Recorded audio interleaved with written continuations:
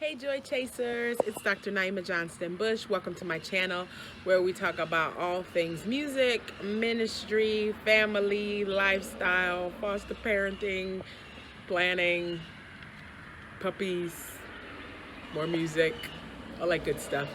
But anywho, this video is one of my creative expressions, and it is a poem that I wrote in regards to my foster daughter.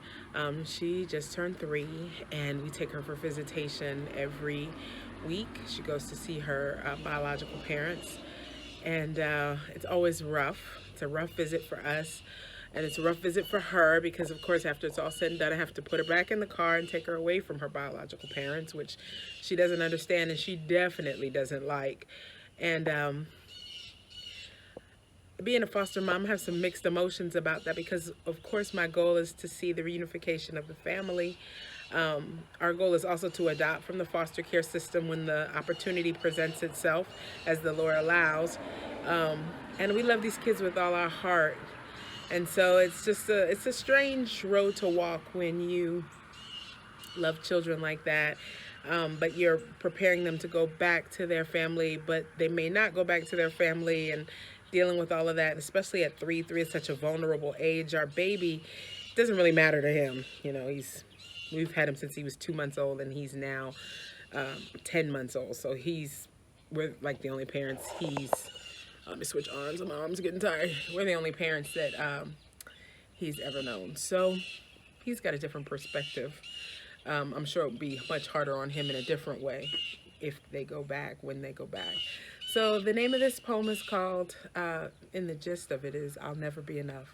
So here we go. If you like it, please share. Maybe it'll encourage some other foster parents or some other parents or anybody who doesn't feel like they're enough in an area that they're working out or struggling with. And if you like it, feel free to subscribe to the channel, hit the button. Visit us, see what else we got cooking up. All right, to the video, to the poem. Here we go. So, back inside where my house is semi-baby proof, i.e. the curtains, because our 10-month-old thinks he's Spider-Man.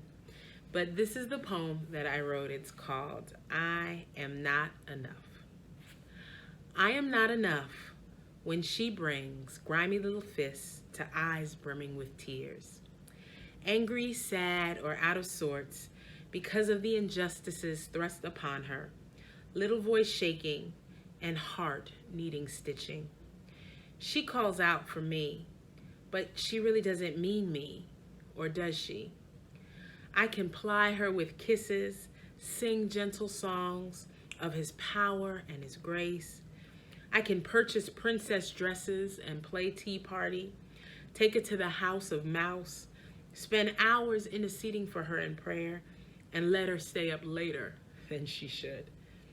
But when I take her to that place where the other mother resides, it doesn't matter. It doesn't matter that I bind and band-aid, scrape knees, and sit up wiping brows when she is feverish and dull. When the mother of the body descends with her presence, I am cast aside. Although I offer the world and the wisdom of the word, and she offers grief and inconsistency, I am the one who straps her in once again, broken after 2 hours of paradise, screaming and shooting bitterness into my open arms. I am affirmed once again that I will never be enough. And so that was the poem that I wrote, and I wrote it after a visitation. And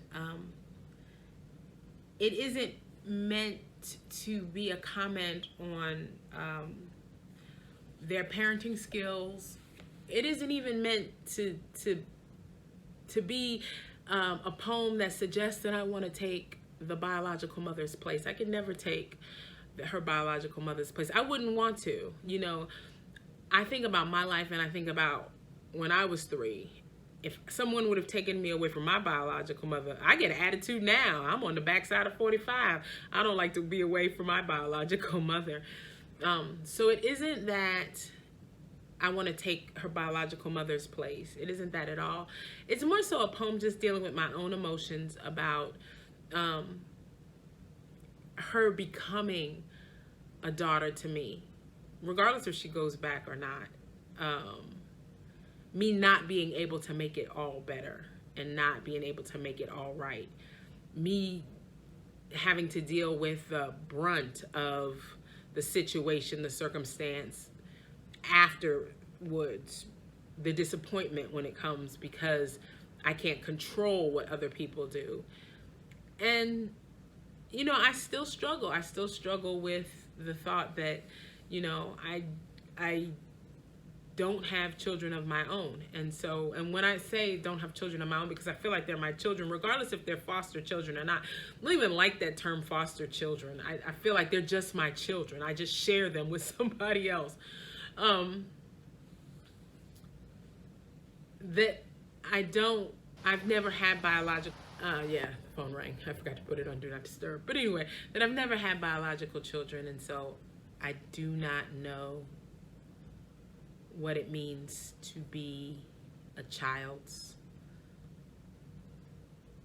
only source of, I don't know. I don't even know how to explain it. I remember before I got married, I used to say, I wanted to know what it meant to be somebody's everything.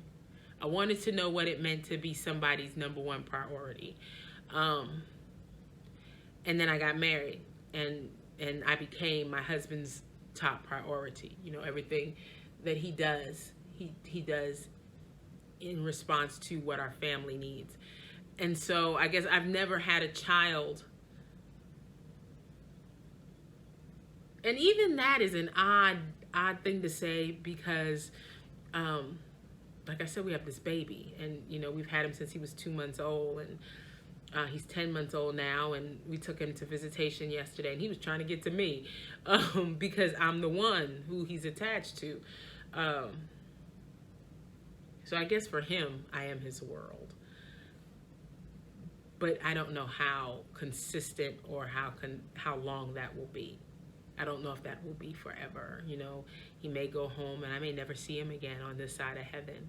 And if that is the case, my prayer is simply this, that the prayers that I pray and the songs that I sung and what I've deposited into him, even as an infant, will manifest itself to the glory of God. And on the other side, when it's all said and done, some handsome young man will come up to me in paradise, you know, and say, thank you for being my foster mom. And I'll say, Noodle, is that you,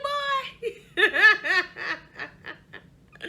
So to God be the glory. If this poem encouraged you or blessed you in any way, or please feel free to share it.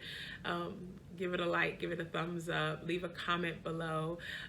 Be on the lookout for our new organization, which will be birthing itself next month, called Respite.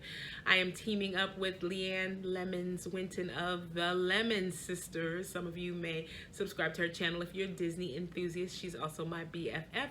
And as foster to adopt mom and foster mom, the two of us have teamed up to create an organization called Respite, which will support, encourage, and inspire foster and adoptive moms. And so we'll have a podcast, we'll have a book anthology, and we'll have a retreat coming up in the next year or two. And so I'm excited about what God has us doing, which goes back to something that I was just sharing out of Philippians, where Paul was saying, you know, maybe the suffering you go through is for the advancement of the kingdom. And so maybe this whole trial is just for the advancement of the kingdom. I need to clean my house because obviously I have a baby hanger. I don't know when I picked it up either. It's all good. All right, y'all. Stay blessed. Once again, it's Dr. Naima Johnston-Bush from The Refreshing Life with Naima. Many blessings.